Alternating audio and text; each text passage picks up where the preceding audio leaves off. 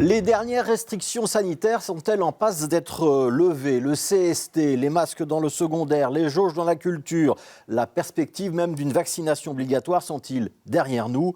Ce mercredi, on peut répondre oui. Et c'est pour bientôt. Alors ce ne sont pas encore vraiment des décisions, ce ne sont que des annonces, des suppositions, des hypothèses, mais elles vont toutes dans le même sens. On a par exemple appris ce matin qu'un comité de concertation était convoqué pour la semaine prochaine, pour le vendredi 4 mars.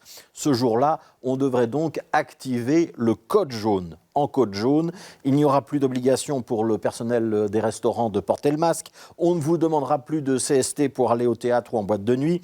Et les activités sportives pourront reprendre tout à fait normalement en intérieur comme à l'extérieur.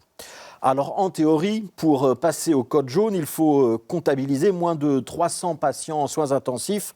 On y est, mais aussi moins de 65 hospitalisations par jour.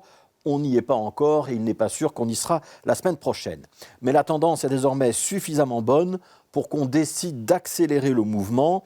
La réunion du 4 mars sera donc bien une réunion de la libération. Et le ministre bruxellois de la Santé, Alain Marron, a d'ores et déjà annoncé aujourd'hui sur Twitter que la région bruxelloise mettrait fin au Covid Safe Ticket dès qu'on passerait en code jaune.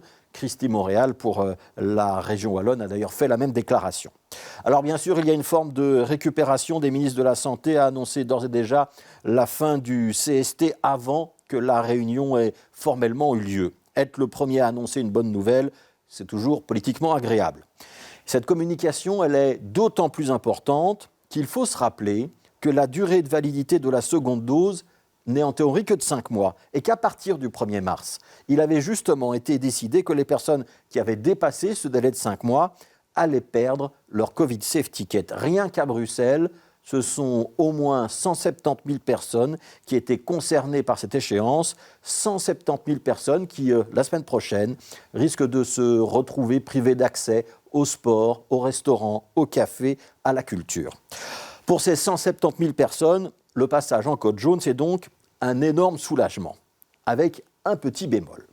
Il faut habituellement environ une semaine entre le moment où une décision est prise en comité de concertation et sa transcription en arrêté ministériel, ce qui signifie que la réalité du code jaune, ce sera peut-être pas le 4, mais plutôt le 10 ou le 11 mars. Ça représentera donc une dernière semaine de privation si les règles sont appliquées à la lettre, ce qui n'est pas certain. On est en Belgique et il n'est pas exclu qu'on fasse soudainement preuve de rapidité ou d'une certaine souplesse.